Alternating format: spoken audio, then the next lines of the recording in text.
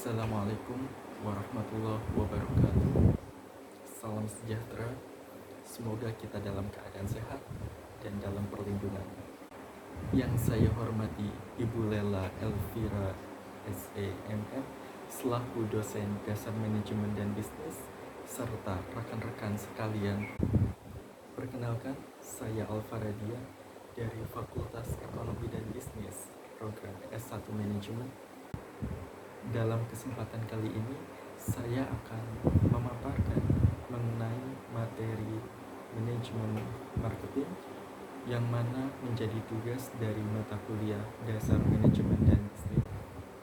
Untuk mempersingkat waktu, langsung saja kita masuk ke materi mengenai manajemen marketing.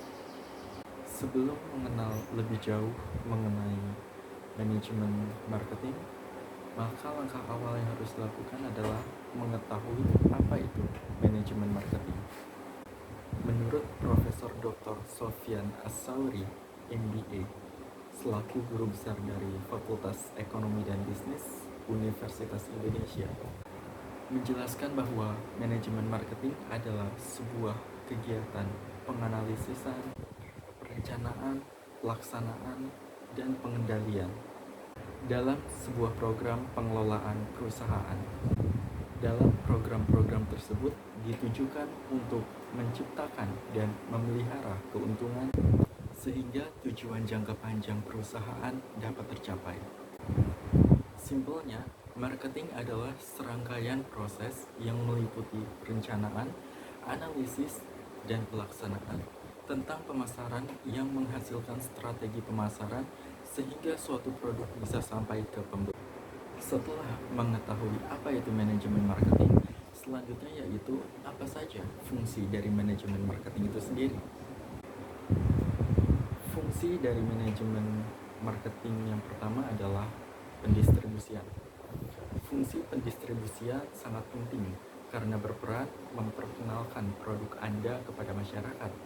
Harapannya masyarakat tertarik dan membeli produk itu. Tanpa fungsi itu, sebagus apapun produk Anda menjadi tidak berharga jika masyarakat tidak mengetahui produk Anda. Fungsi yang kedua yaitu jual beli. Sejatinya fungsi jual beli merupakan hakikat dari manajemen marketing. Alasannya karena perusahaan memperoleh keuntungan dari jual beli produk. Fungsi jual beli memberikan manfaat untuk produsen dan konsumen.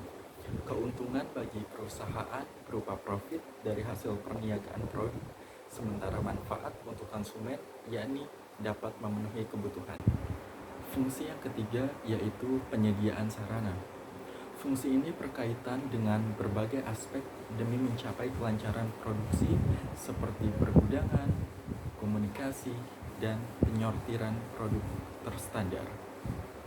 Fungsi yang keempat adalah melakukan riset. Perusahaan harus meriset tentang produk yang dibutuhkan pasar. Dengan begitu, perusahaan mengetahui manajemen marketing yang tepat untuk menjual produk tersebut. Yang kelima adalah pemrosesan.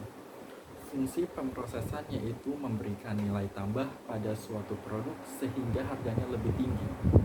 Setelah mengetahui apa itu manajemen marketing dan apa saja fungsi dari manajemen marketing, selanjutnya adalah konsep manajemen marketing. Setidaknya ada 5 konsep pemasaran seperti berikut ini. Yang pertama adalah konsep produksi.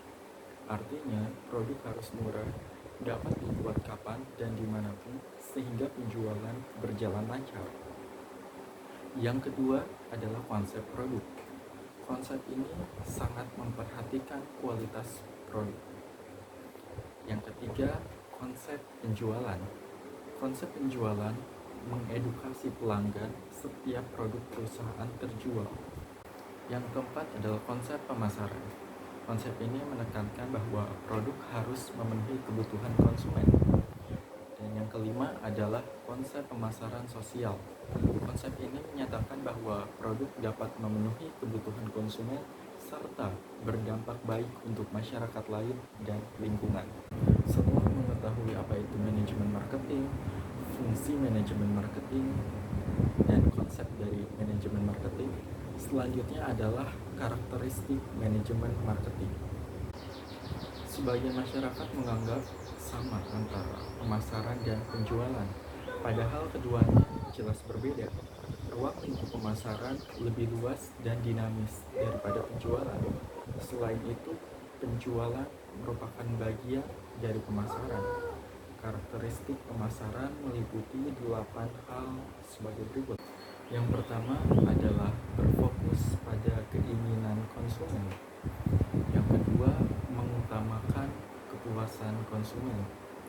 Yang ketiga, mengidentifikasi kebutuhan konsumen, menentukan produk, serta menjual produk dan memperoleh profit. Yang keempat, berorientasi pada pasar eksternal. Yang kelima, motivasi utama berupa kebutuhan konsumen. Yang keenam, segmen pasar mempengaruhi harga dan harga menentukan biaya.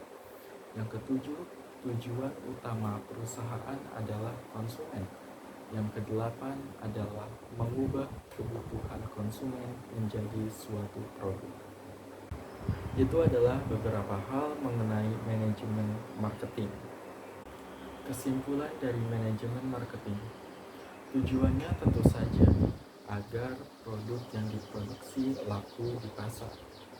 Pada akhirnya perusahaan pun mendapatkan laba, sedangkan konsumen terpenuhi kebutuhannya.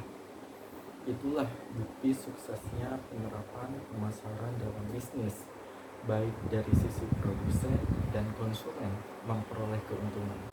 Sekian materi dari saya mengenai manajemen marketing untuk memenuhi tugas dari mata kuliah dasar manajemen dan bisnis. Mohon maaf apabila terdapat banyak kesalahan. Wassalamualaikum warahmatullahi wabarakatuh.